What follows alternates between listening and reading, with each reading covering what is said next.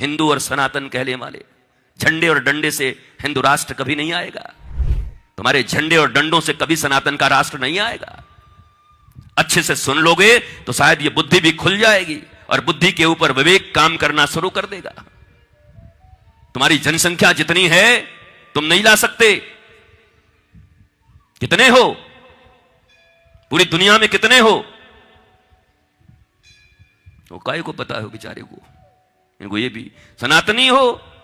सनातन धर्म में 16 संस्कार होते हैं। किसको किसको पता है?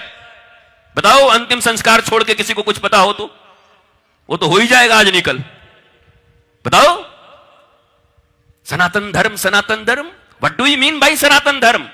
Where is Sanatan Dharma? What is सनातन धर्म? इंग्लिश इसलिए बोल रहा हूं कि तुम्हारे ये बच्चे जो कॉन्वेंट में पढ़े हुए ये न सोचे कि दाढ़ी बढ़ा करके अनपढ़ आदमी आ गया है। इनको मैं पढ़ाऊंगा केमिस्ट्री, फिजिक्स, इनको मैं पढ़ाऊंगा इकोनॉमिक्स। मैं आर्ट्स भी पढ़ा, साइंस भी पढ़ा, कॉमर्स भी पढ़ा।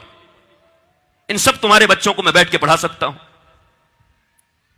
डॉक्टरेट के बहुत सारी ऑनररी डिग्रियां रखी हुई हैं मेरे पास। पर मैं आपसे पूछता हूं, आप जो मौखिक रूप से झंडे डंडे लेकर के सनातन सनातन कर रहे हो, सनातन का परिभाषा बताओ, सनातन के 16 संस्कार बताओ, और तुम्हारे घर में अगर एक भी संस्कार होता है तो वो बता दो। प्रातः काल उठ के रघुनाथा, मातु पिता गुरु ना वही माथा। मंदिर में हो, झूठ मत बोलना। अभी हाथ उठवा दूंगा। कितने के चिंकी मिंकी पिंकू ककड़ू बबलू लगलू हैं जो प्रातः उठ करके तुमको पहले मस्तक झुका के प्रणाम करते हैं? कितने के मम्मी, कौन मम्मी? और हां, तुम बहुत बढ़िया मैया, तुम आइडियल हो। इसके लिए मैं आपको प्रणाम करता हूं। इस पूरे हजारों लोगों के बीच सभी सनातनी हैं, पर एक माता के घर में सिर्फ उनके बच्चे उठ करके उनको प्रणाम करते हैं, पिता को प्रणाम करते हैं, और उसके बाद गुरु और भगवान को प्रणाम करते हैं। बट सनातनी तो सब कह गए अपने आप को कि हम सनातनी हैं, सब कह गए, पर वो राम जी के गुण कहां गए आपके भीतर? प्रातः काल उठ के रघुनाथा, मातु पिता गुरु ना वही माथा। और हम लोग प्रातः काल उठ के अनाथा, मोबाइल में मार ही माथा।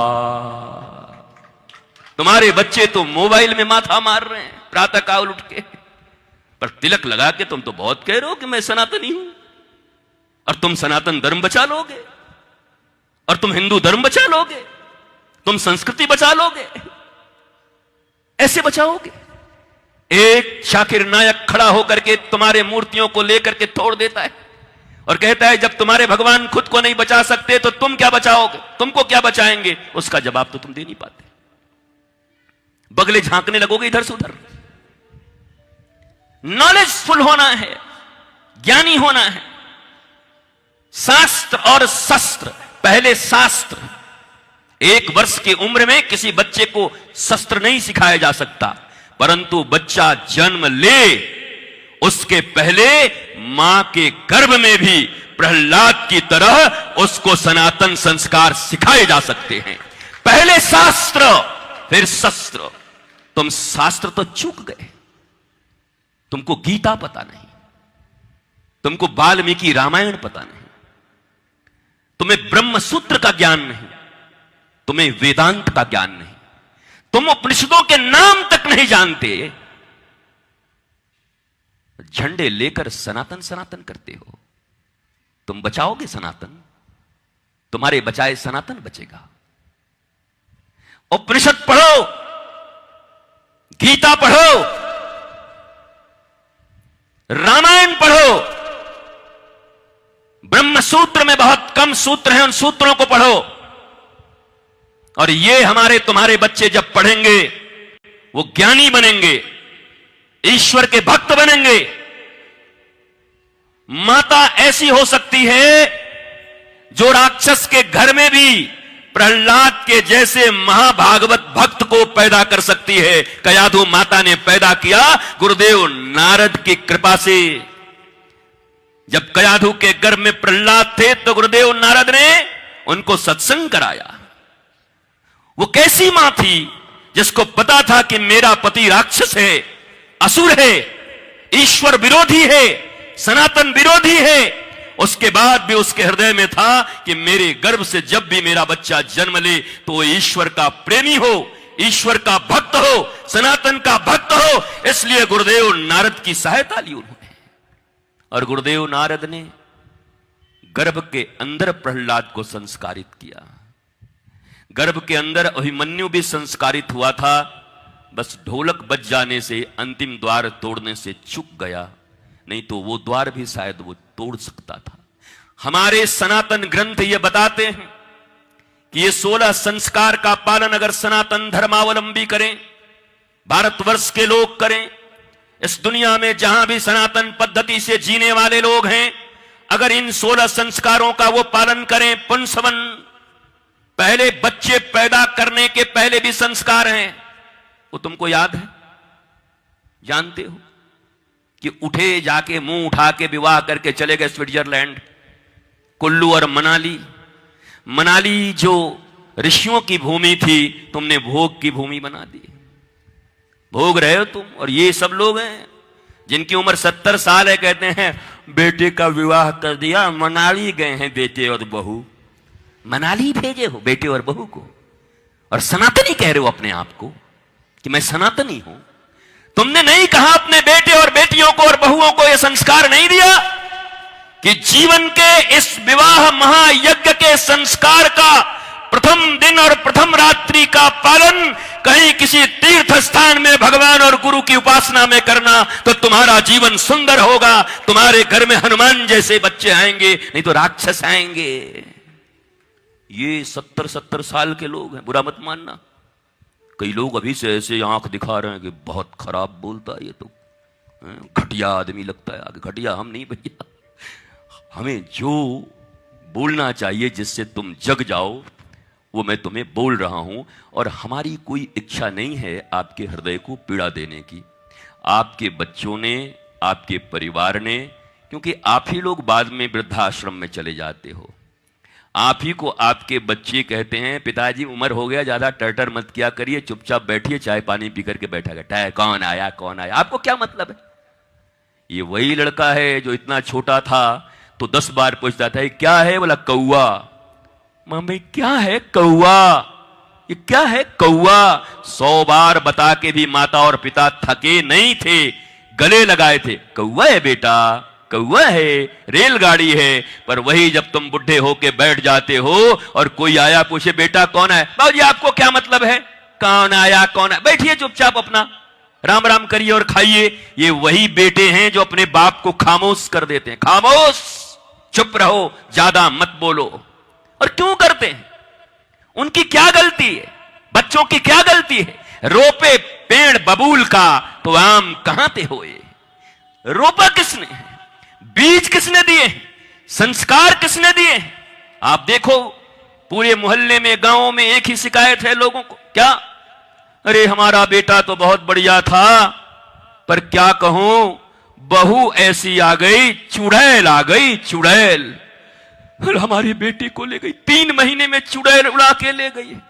25 साल तक तुमने संस्कार दिए, 9 महीने तक तुमने गर्भ में रखा, तुमने अपने स्तनों के दूध पिलाए संस्कार के रूप में, उंगलियां पकड़ के चलना तुमने सिखाया, वस्त्र तुमने दिए, विद्या तुमने दी। 20 से 22 और 25 साल तक ऐसे कौन से संस्कार तुमने दिए थे जो 3 महीने में चुड़ैल आकर तुम्हारे बेटे को लेके निकल गई फ्लैट में। और इतना आमंत्रण पत्र चुड़ैल के लिए बंटवाए थे कि दुलूल दुलूल आना, मेरी शादी में दुलूल दुलूल आना। हाँ कार्ड में लिखवाते हैं, काका जी पापा जी दुलूल दुलूल दुलूल आएंगे, जरूर आएंगे बेटा, बहुत कुछ आएंगे। ये आपकी जिंदगी है। और कमाल है कि अपनी ही जिंदगी की इतनी सुंदर पिक्चर देखने के बाद भी आपको होश नहीं आता, और आप अपने बच्चों से चाहते हो कि वो होशवान बने। आप अपने बच्चों को जो सिखाते हो वो खुद कब सीखोगे, ये बताओ। आज तो माता पिता कहेंगे कि अरे भले हम कहां से आ गए भाई, बच्चे लोग आते तो ज्यादा अच्छा था। अभी बच्चों से भी पूछ लूंगा, पहले तुमसे पूछ लेता हूं। बोलो ना, आप तो माता हो, पिता हो, आपके दिए हुए संस्कार कैसे निकल गए जो आपको भी परेशान कर रहा है, मोहल्ले को भी परेशान कर रहा है, गांव को भी परेशान कर रहा है? उसी में से तो कोई ये निकलता होगा ना जो निर्भया की इज्जत लूट लेता होगा दिल्ली में। वो भी तो किसी माँ बाप का ही बेटा होगा ना, उसको भी तो किसी मम्मी ने जन्म दिया होगा, उसको भी तो गोद उठाए गए होंगे, उसको भी तो दूध पिलाया गया होगा। वो कौन लोग थे? बच्चे का क्या दोष है बताओ मुझे? बच्चा तो तुम्हारे कारण आता है।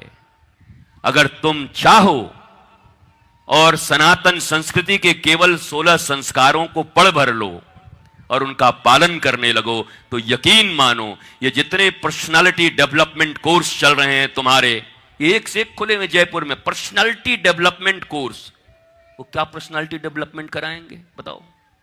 टाई बांधना सिखा देंगे। साइबेरियन कंट्री में नाक पोंछने के लिए टाई बांधा जाता था, तो नाक पोंछने वाला टाई बन के जेंटलमैन बन जाओगे तुम? यही तुम्हारी पर्सनालिटी डेवलपमेंट होगी? What do you mean bye personality development?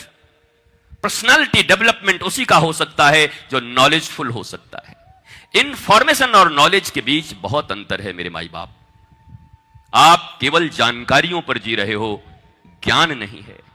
हमारे जीवन में, हमारी प्राचीन गुरुकुलम पद्धति में बच्चों को ज्ञान दिया जाता था और बाद में आप लोग कहते हैं कि इतने संत हैं, इतने गुरु लोग हैं, समाज क्यों नहीं सुधर रहा है?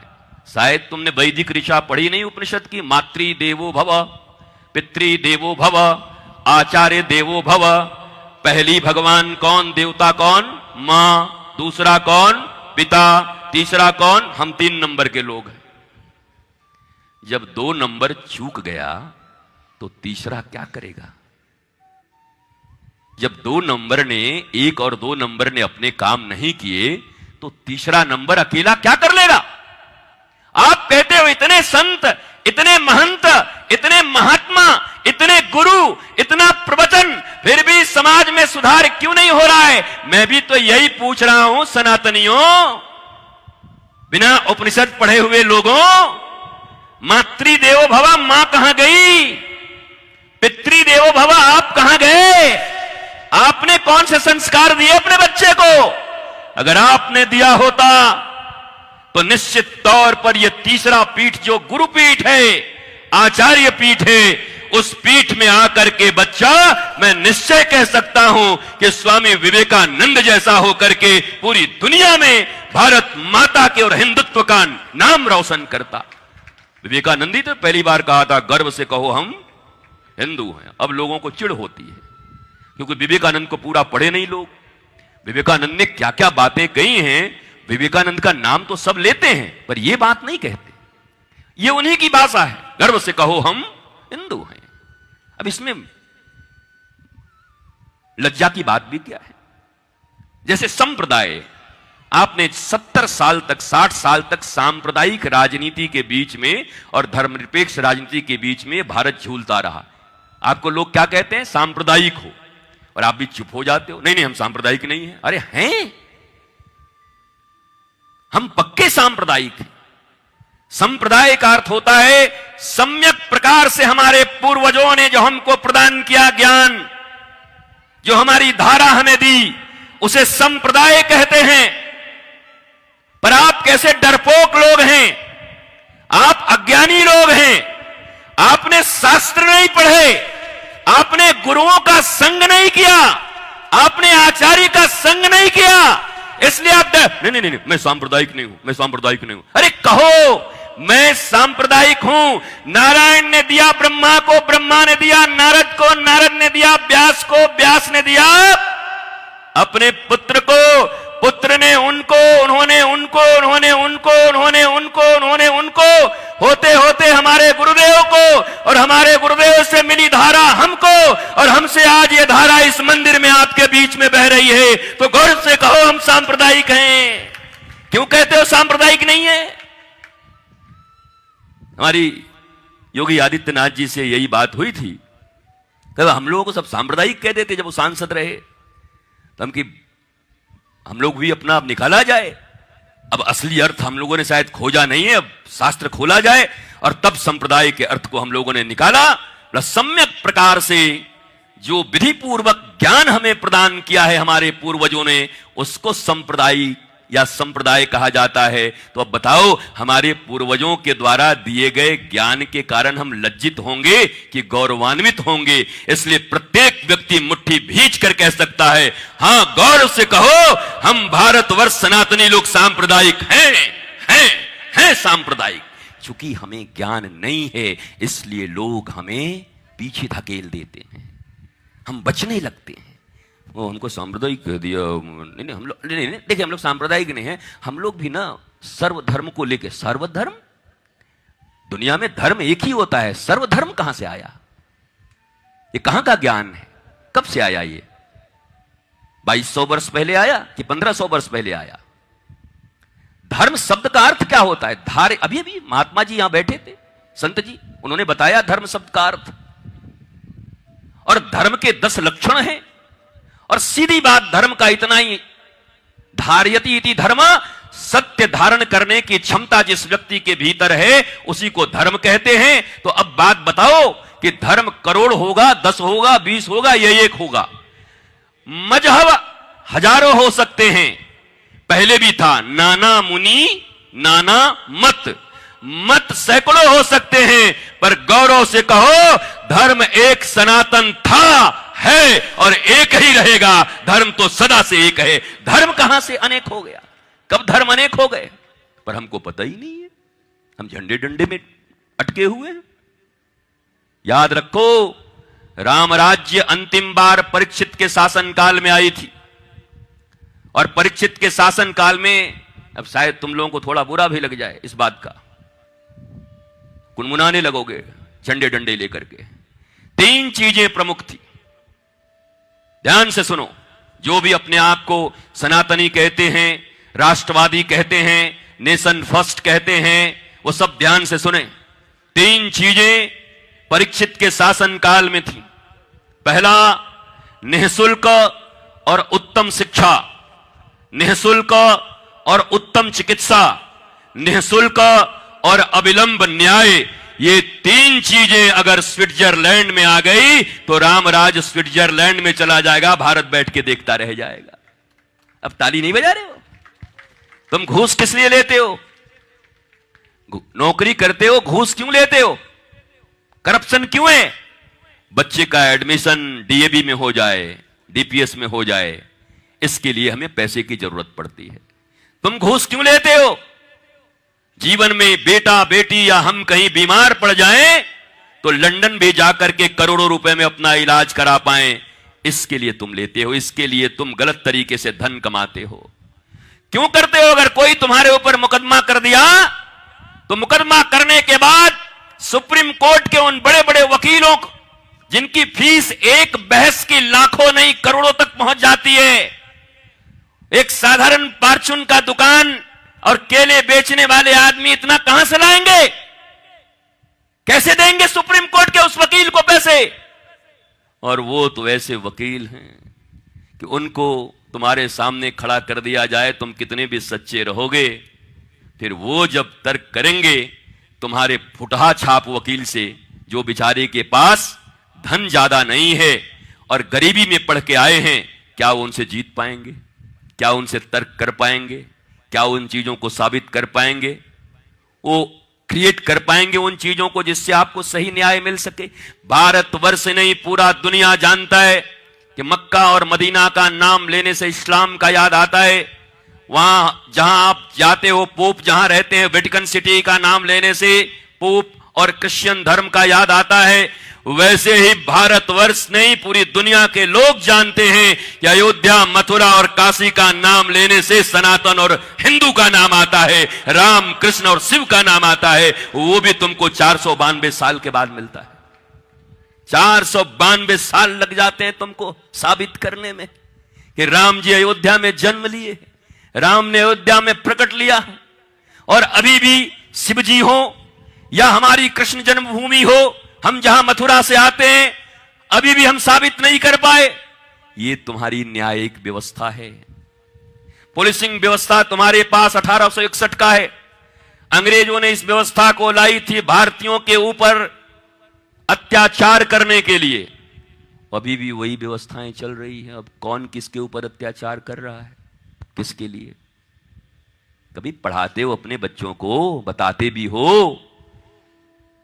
कि एक जयपुर में, एक उदयपुर में, एक सूरत में, एक मुंबई में बंगले बनवाने में हो, बेटा एक बंगला 5, और कई जगह ऐसा है कि बंगला 1 नहीं बेटे 10। तो बंगले जाएंगे कहां तुम्हारे? नहीं, ठोक रहे हो ना बंगले हर शहर में। किनके लिए, किनके लिए बना रहे हो? एक आदमी के लिए एक घर जहां तुम रहते हो, इट्स एनफ। तो तुम तो भारत का भी नाम लेते हो, भारत माता की जय भी कर लेते हो, सब कुछ बोल लेते हो, और उसके बाद जिंदगी तुम्हारी वही चल रही घिसी पिटी। तो ऐसे तो सनातन नहीं बचेगा, ऐसे तो तुम्हारे रटने से कुछ बचने वाला है नहीं। हमें तो अलग होना पड़ेगा लोगों से। हमारे चाल चलन, नियम नीति, हमारे बच्चों के दिए जाने वाली शिक्षा दीक्षा, ये सब हमें अपनाना होगा। वो जोश आया एक दिन के लिए और खूब दौड़ गए इधर से मोटरसाइकिल लेकर, हो गए हिंदू। इतना सस्ता है हिंदुत्व, इतना सस्ता है सनातन। और एक बात और है, रामराज्य की स्थापना की कोशिश करो। रामराज्य दैहिक दैविक भौतिक तापा, रामराज काहू को न व्यापा। हिंदू राष्ट्र ठीक है, पर हिंदू तो रावण भी था, हिंदू तो कंस भी था। बोलो कौन सा राज चाहिए? अरे तर्क करो ना, बाबा मिलाए ना, एक करो। राम राज्य, वो राम राज्य जहां सबरी हो, जहां निषाद राज गुह हो, जहां ये कास्ट क्रीड के फैक्टर न हो, बल्कि केवल एक ही हो, जाति पाति पूछे नहीं कोई, हरि के भजे सो हरि के होई। ये बात आएगी तब जाकर के सनातन और हिंदुत्व की बात कर सकते हैं।